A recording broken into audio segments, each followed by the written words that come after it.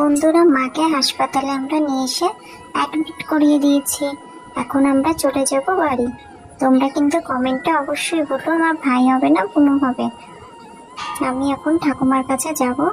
আমি ঠাকুমার জন্য সাবান আনতে যাচ্ছি। তোমরা আমার চ্যানেলটিকে অবশ্যই লাইক, শেয়ার, কমেন্ট এবং শেয়ার করে দিও।